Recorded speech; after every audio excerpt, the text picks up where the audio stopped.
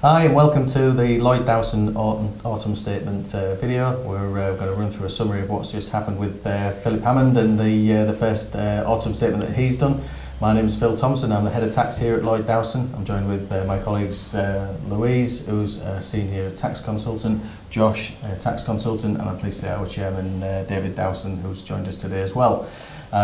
As expected, it was a steady away budget, or autumn statement, whatever you want to call it, but there was nothing groundbreaking in there. I think he's been picked as a steady hand to see us through the Brexit and make sure we go through it and come out the other end. So tax-wise, I don't think we're expecting any great shakes. We certainly didn't get them, but there was one or two things of interest which we're going to run through with you now. I know that Louise, you've spotted one or two things that caught your interest. Yeah.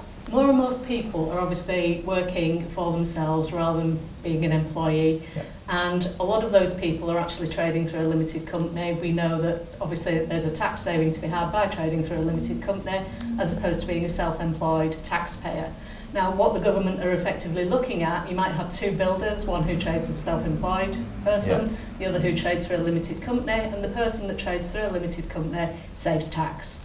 Obviously, they see that perceived tax saving and they're trying to align the tax that the self-employed person will pay to the same as the tax that the limited company will pay. We see a lot of that in the office. We get asked a lot of questions of which is the best way to trade in the office, sole trade, partnership, limited companies. It's all part of the tax planning work. Now, to a certain extent, they've obviously already trying to align the tax systems. They introduced a new tax dividend rate in April 16 for all limited company dividends, and that in effect replaces national insurance that a self-employed person would pay.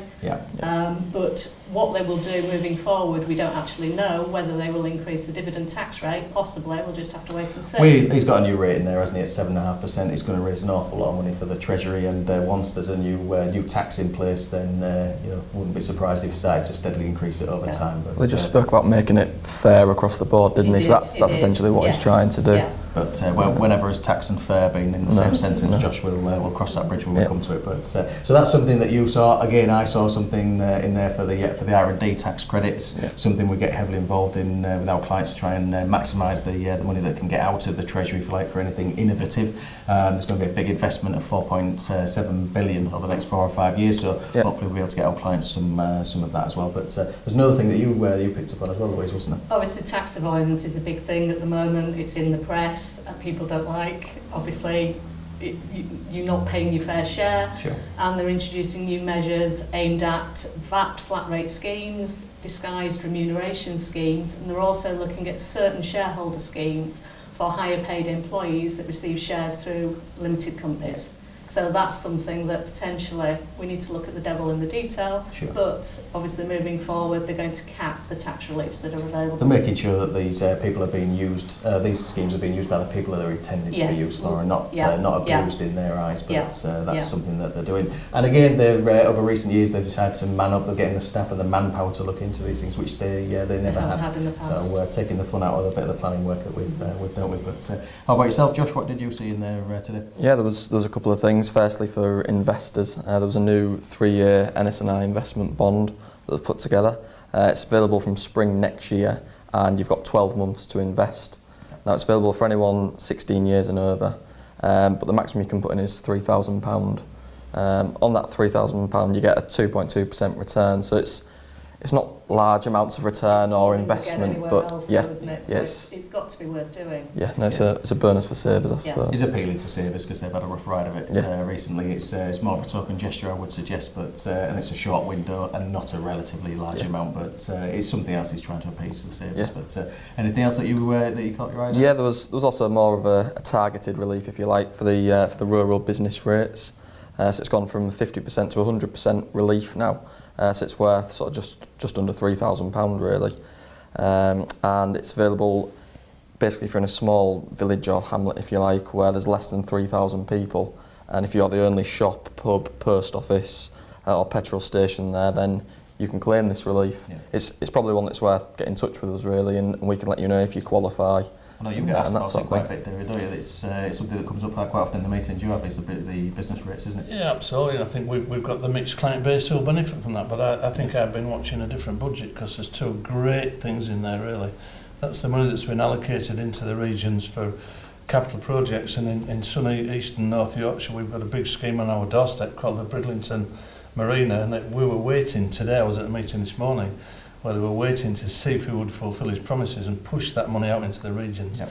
And that will change Bridlington and its business people and the quality of life in this area right up the coast. You know, we are a coastal tourism strip. I think that's an absolute winner for this area. How much have you promised, David? Is it 550 million? It's 17 million, and there's Yeah. 4 major projects in the North and East Yorkshire regions, of which Bridlington is the #1 project to get that marina in the bay to totally step change the quality of life and the opportunities in this Bridlington area. I think it's fantastic, really good. It's something that you've been involved in heavily, David. For a long time, and I get involved with the LEP, and sometimes the promises we were worried to death about coming out of Europe. There's a lot of European money coming into tourism projects and capital projects. Was that going to end? Well, the government has said no, they're going to replace it by building into the internal facts and figures. I think it's fantastic. And a little tiny hobby horse of mine is also said in the budget that he will stop cold calling on pensions. Yep. Yep. The cold callers have caused so much problem Yep. by not explaining it properly, by pressurising mainly older people, but some younger ones as well, Sure. with incomplete advice, and I think that's fantastic.